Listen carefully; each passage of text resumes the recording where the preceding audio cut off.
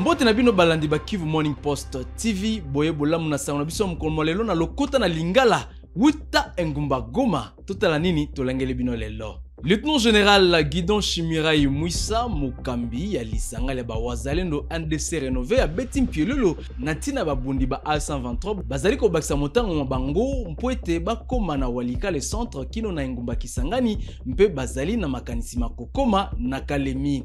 Bato mwambe babungisi bomu babango mpe bato basusu mitano bazokisa makina bondongwani kati ya ba wazalendo ba malaika na baeba nya kiliba.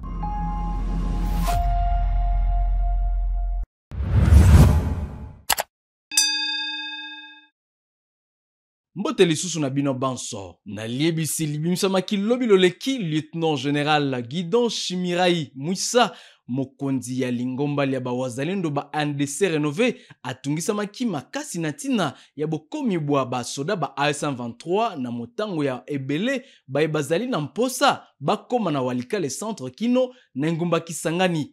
Na etuka Sud Kivu, A123 ezali na makanisi makokoma mpe na Kalemi o etuka ya Tanganyika et lobaki molobeli wa NDC rénové. Oui, je confirme cette alerte en tant que son porte-parole et qu'il a fait cette alerte sur base des informations et des renseignements que nous avons recueillis sur terrain, faisant état du renforcement de l'ennemi et avec comme plan d'avoir une ouverture sur les Tanganyika, passant par Uvira, et d'avoir une ouverture sur Kisangani, passant par Walikale. Donc voilà pourquoi il a renforcé beaucoup de ses positions en marge des offensives qu'il est en train de préparer.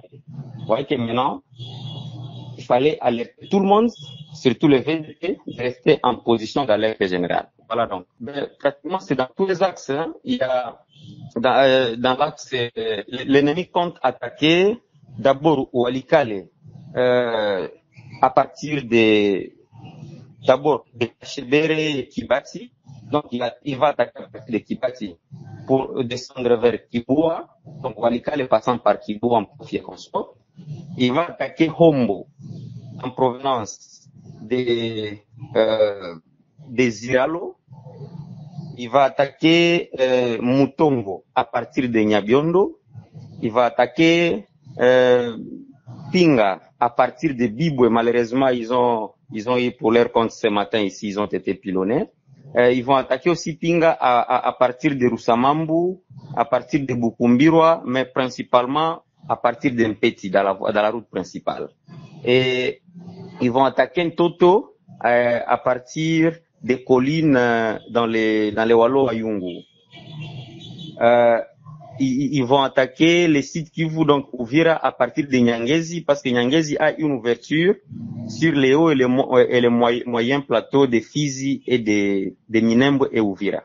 Et donc c'est comme ça qu'il a renforcé ses positions. Pour l'ennemi qui tentait d'attaquer Pinga par débordement passant par Bibwe, parce que si on prenait Bibwe, du moment qu'on est à Bibwe, si on contrôle totalement Bibwe en fait, il y a une colline qui surplombe pratiquement toute la zone de Pinga. Alors, pour faire une diversion, afin de permettre ces hommes à avancer, afin d'apprendre Pinga, comme nous on était déjà informés, et puis il y a nos forces, le FARDC pratiquement, qui ont pilonné ces positions et ils lui ont causé des échecs cuisants. Et voilà que l'ennemi a été obligé de rebourser chemin.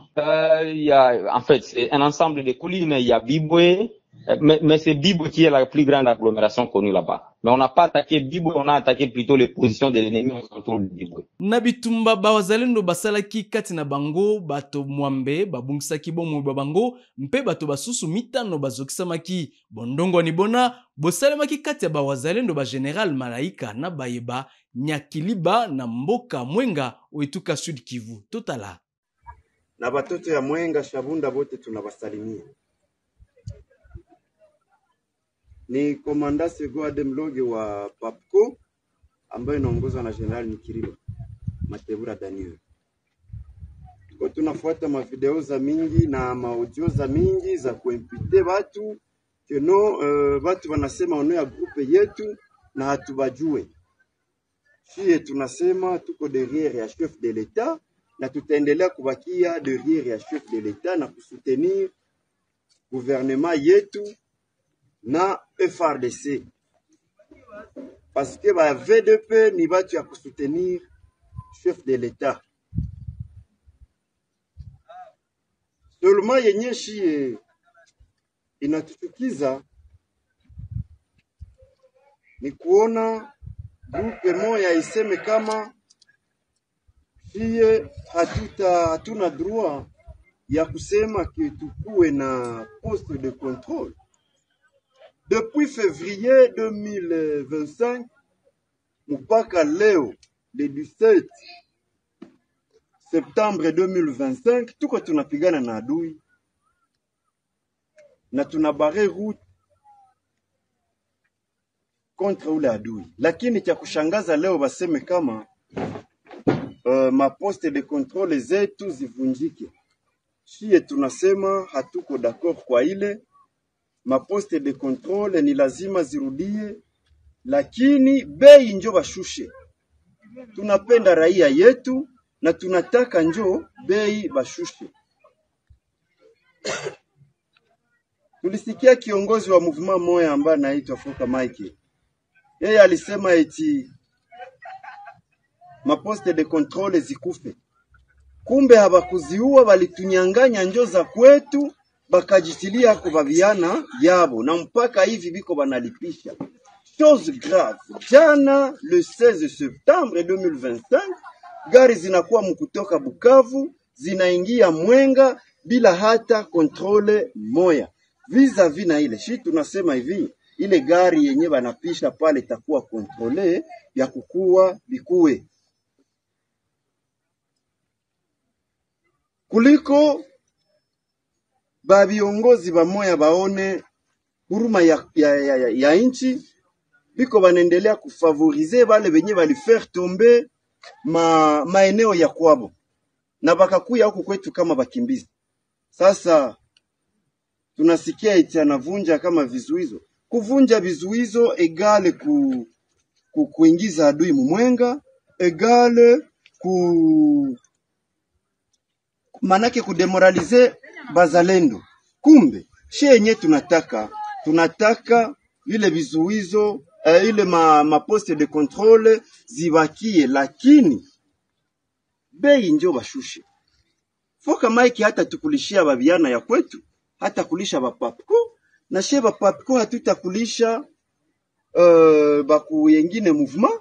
Sasa mouvement ziko za mingi. Mouvement yengine yenye napataka mafonku gouvernement haitaenda kutuambia tuvunje kwenye tulikuwa tunapata rasio ya basoda, aseme njo adui yaingie mbio. Shie tunakatala, ntuka tuko contre ile. Shie batoto ya Mwenga, Shabunda tunakatala ile.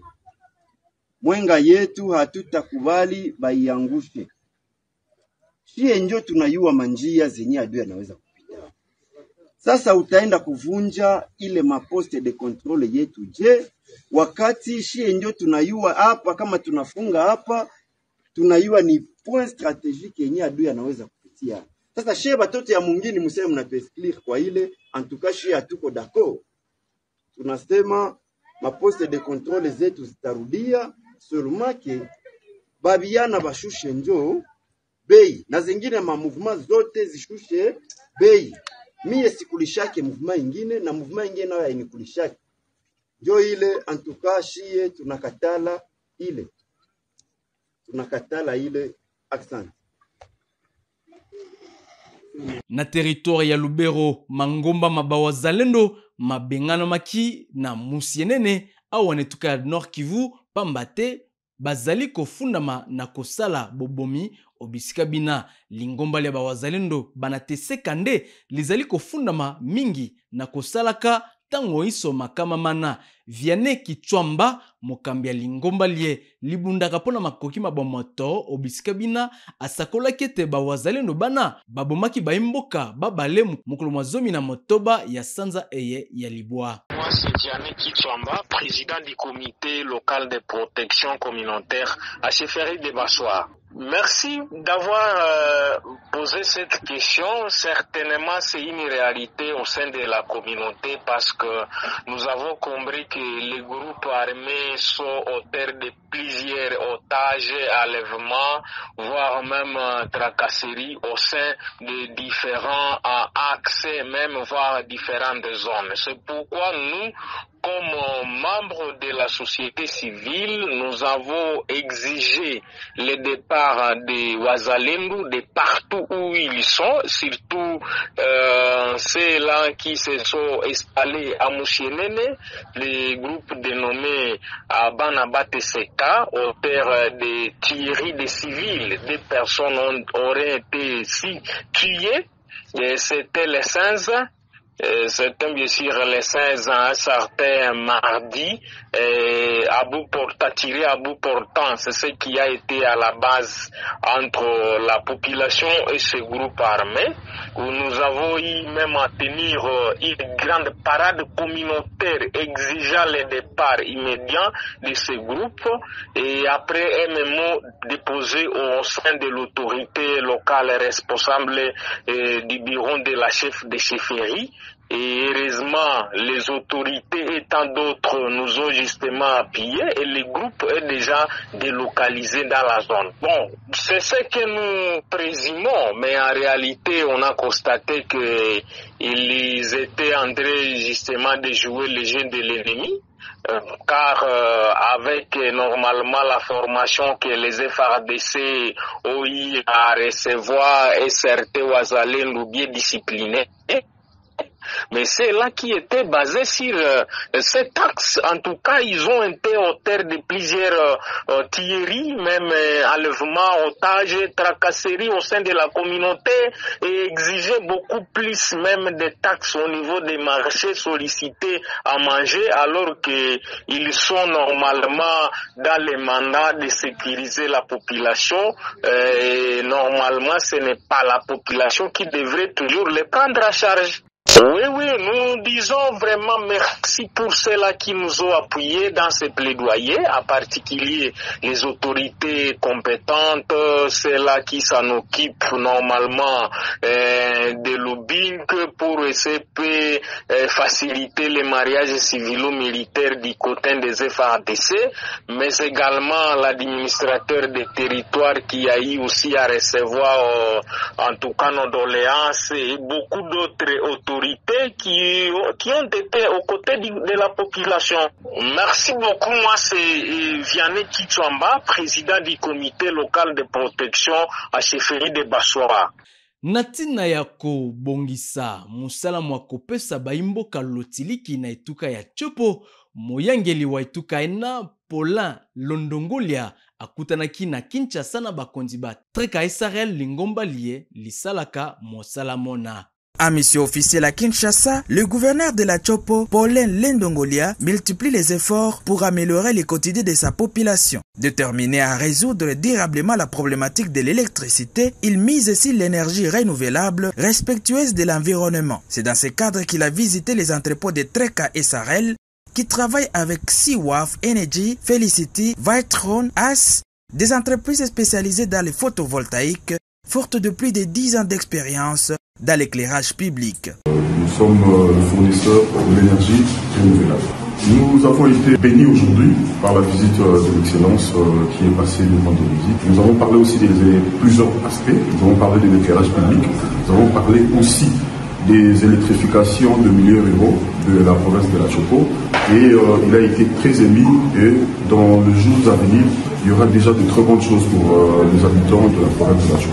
Séduit par la qualité des équipements, panneaux solaires, batteries lithium, convertisseurs hybrides, le gouverneur a promis d'inviter Treka en province pour étudier l'installation rapide des centrales solaires. Il a salué l'engagement de jeunes à la tête de l'entreprise, soulignant que sans énergie, aucun développement n'est possible. À travers l'initiative Chopo Mosala, Paulin Londongolia incarne la vision du chef de l'État, transformant positivement la province. Ministre wa Yambo wa Ekolo Congo Démocratique Judith Suminwa asukisaki mosala moye na etuka Tanganyika epai wapi akitaki na Moba mpe abandisaki misala miako bongisa mpe kotonga bisika bina onzela ya ACGT na Kalemi. Judith Suminwa abandisaki mpe misala mia botongi balabala enene ya Lumumba. C'est à bord d'un engin de la firme chinoise Cisco SA à la place nommée Lubungu que Judith Suminwa a procédé au lancement des travaux de réhabilitation de la voirie de la ville qui se feront sous financement du programme sino-congolais. Le directeur général de l'Agence congolaise des grands travaux, l'ingénieur Nico Nzaou, a fourni à la chef du gouvernement les explications sur la dégradation qu'a subi le boulevard Lumumba à la suite de la montée exceptionnelle des eaux du lac Tanganyika la saison dernière. Ceci est remarquable notamment vers l'ancienne base de la MONUSCO où les vagues continuent d'arracher des pans entiers de la route en l'absence de protection de cette dernière, par exemple avec un gabionnage. Sur la route Kalemi-Manono, où travaille la firme Faepon, un autre projet piloté par l'Agence congolaise des grands travaux, la première ministre s'est fait expliquer le projet par le directeur général Nico Nzaou, assisté de l'équipe de la firme Faepon. On en retient que cette route, longue de 430 km, est dans sa première phase de travaux qui consiste en la construction d'une route carrossable en terre battue qui sera revêtue lors de la seconde phase. Ces travaux se font en mode partenariat public-privé. Un jour plus tard, soit le 18 septembre, à Moba, la première ministre a visité, sous la conduite de son ministre des Infrastructures et Travaux publics, John Banzalunda, le port de la cité de Moba, en vue du début prochain des travaux de sa modernisation. Les études de faisabilité pour cette modernisation ont été réalisées par l'Agence congolaise des grands travaux. Son directeur général, l'ingénieur Nico Nzaou, en a fait un bref résumé à la chef du gouvernement.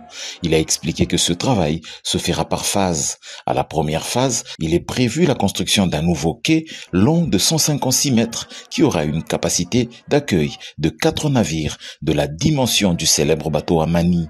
Il est également prévu la construction des 2 hangars de 600 mètres carrés chacun, d'un bâtiment administratif ainsi que d'une grande plateforme et la fourniture de 2 chariots élévateurs.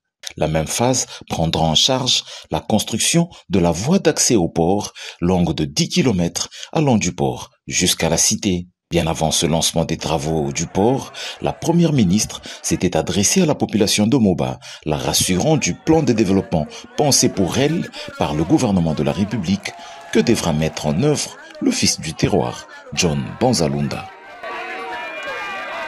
Angèle Bangasa Motindami wa ministre ya urbanisme et habitat akitaki lobiloleki na ndako ya mosala ya Agence nationale de météorologie natina kotala lolenge nini mosala mozali kosalema obisika bina mpona kobatela baimboka baengumba Kinshasa na mbola ekasi ekoki kozindisa mabota lokola esalemaki kuna mwa mikolo mileki.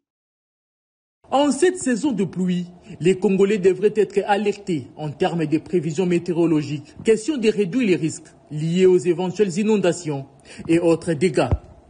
Ayant dans ses attributions, notamment la gestion des catastrophes naturelles, la ministre déléguée à l'urbanisme et habitat, Angèle Yogo Bangasa, veut s'assurer du service offert par Metelsat dans le cadre de renforcement des dispositifs de prévention en vue de réduire sensiblement les risques et les possibles tragédies.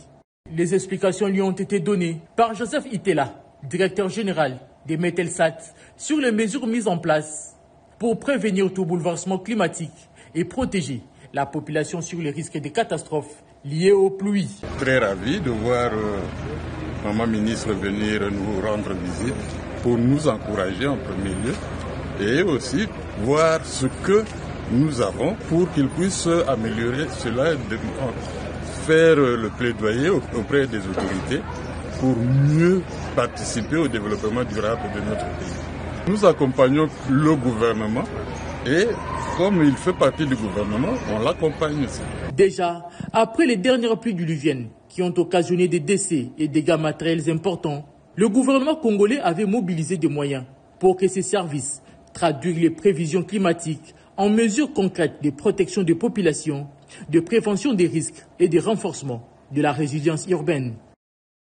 Mituka minene mikomaki na loja oetuka ya Sankuru na tina kokisa misala ya botonga mibwa libanda lia mpepo tope aéroport ya loja totala sango eye.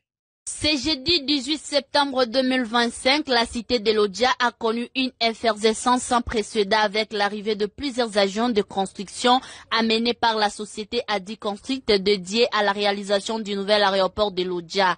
Un événement marquant qui a suscité une vague d'enthousiasme et d'espoir au sein de la population. Ça rassure quand même. Nous avons vu un lot de véhicules qui venaient d'arriver tout de suite là. Il y a pratiquement 4 ou 5. Donc avec ça, nous espérons que les travaux vont devoir démarrer si réellement ils vont maintenir ce même élan de volonté qu'on a vu à partir de ce soir. À peine les camions et les agents lourds avaient-ils franchi les portes de Lodja que la foule s'est rassemblée pour accueillir ce symbole d'un avenir prometteur.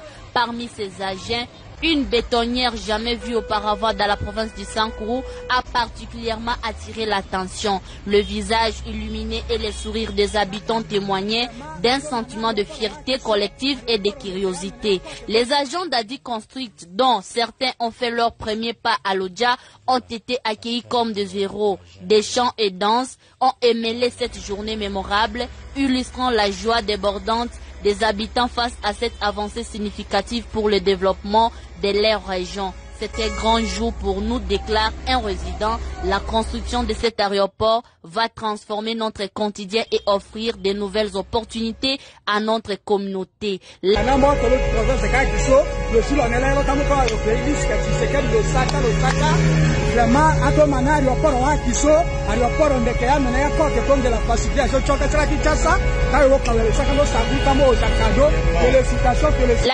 de ces agents n'est pas seulement un acte de construction, mais représente également l'espoir d'un avenir meilleur pour Lodja. Les promesses d'emploi et de croissance économique sont palpables et la population s'engage à soutenir les travaux avec enthousiasme. Les témoignages des habitants émus et reconnaissants soulignent l'importance de ces projets pour leur ville.